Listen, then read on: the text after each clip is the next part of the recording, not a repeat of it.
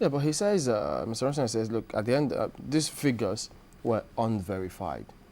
And so how do you present figures that are unverified to the presidency or to where you submitted the report? Because that will mean that we wasted taxpayers' money conducting or going about this report in the first place, if they are the ones, the presidency now, to go and verify the figures.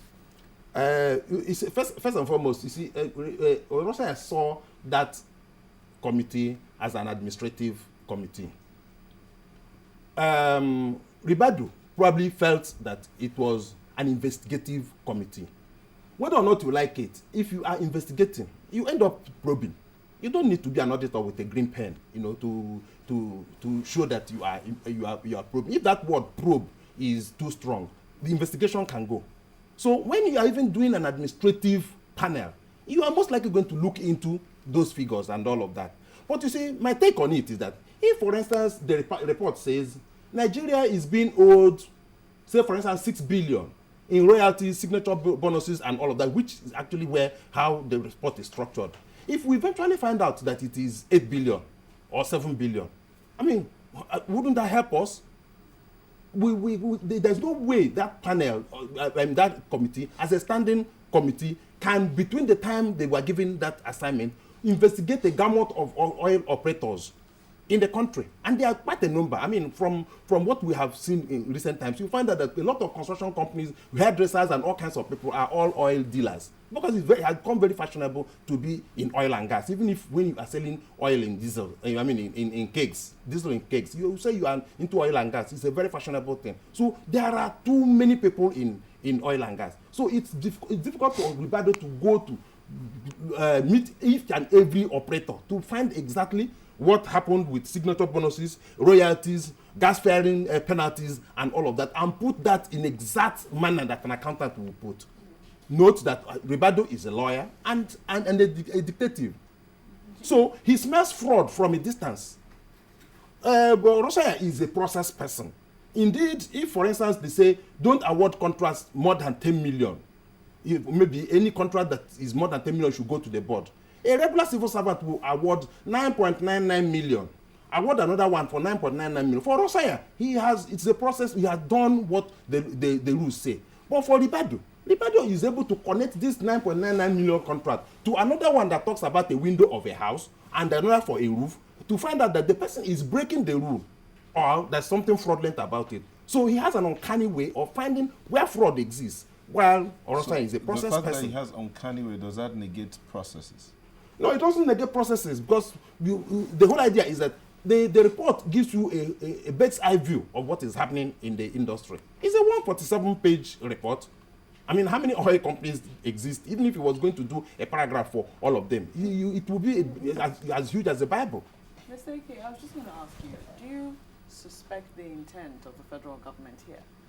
The reason I ask that is because, first of all, before now, there had been an auditor who was asked to do this, I think, on behalf of the federal government. Yes. Was asked by the Ministry of Finance. And that audit report done by KPMG, I think was set in 27th of November 2010.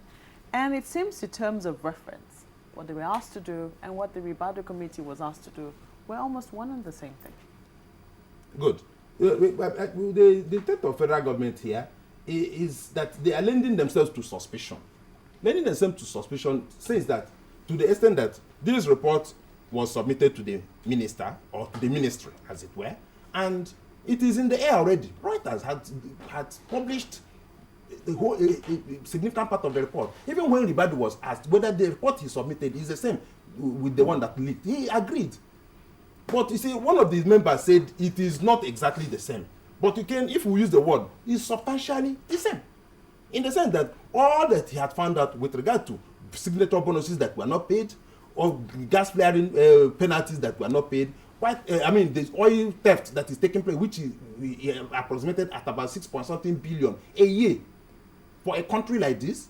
So, what is significantly different from what was leaked and what was eventually submitted? Because again, even though the federal government has exonerated itself from all blame here, saying that it has no hand in the fracas between members, do you also think that people Mr. Oronsanye should have been appointed a director on the board of the NNPC? Do you also think that Mr. Bernard Oti should have been a financial director in the NNPC as well? Well, you see, a significant level of conflict of interest does exist here. It does exist in the sense that why would Oronsanye be serving or at least get appointed to the board of NNPC? Oti gets appointed as the director of finance of NNPC. And unlike what your guest said, that the term of reference does not, the terms of reference would not include investigating NNPC. And I said, hello? How can you probe the oil industry without NNPC? NNPC serves a dual purpose, not even dual, triple. One is that it is an operator itself. NNPC is an operator. Along with Shell, the MPDC part of NNPC operates with chevrons of this world and all of that. NAPIMS is a regulator in the sense that it determines what any of the oil companies in the joint venture can spend. So to that extent, is a regulator. And finally, it is a custodian.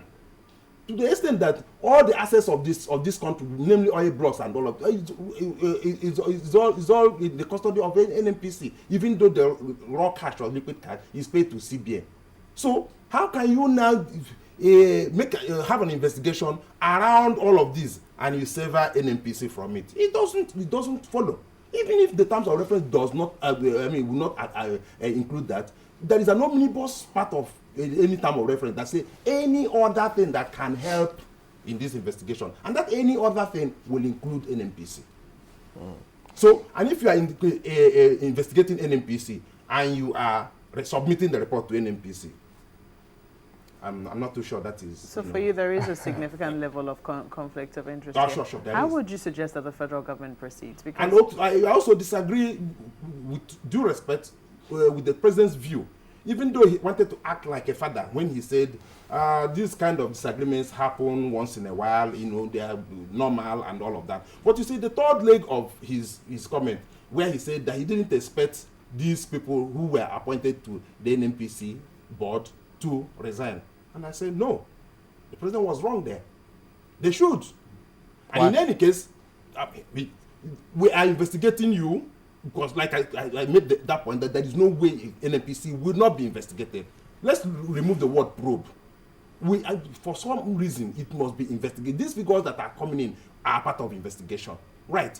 And here is a man who is part of the committee, now sitting behind the table as the director of finance. How does that gel? Of course, that's what OT became. So to that extent, a clear conflict of interest did exist in that circumstance. And they should have simply bowed down. And secondly, if Oronsanye says he's a process person, there are ways of disagreeing with a committee report. Go and write a minority report. You don't come to the council chamber and embarrass everybody. Write a minority report. Write something and say, I disagree with these figures. It should have been this. It's not when you come, you say the figures were not properly reconciled. We're saying if the exactness of the figures is your problem, then let the government decide, investigate the rest. And like I said, if they say 9 billion is missing and we find out that it's 7 billion, we are better off.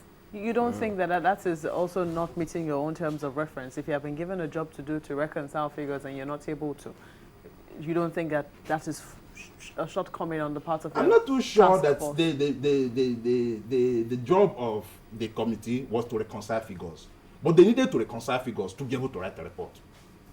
They needed those figures reconciled to be able to write a report. If in the view of Oronsanye, the figures were not properly reconciled, then it is an area for further investigation. One of the discrediting the whole report.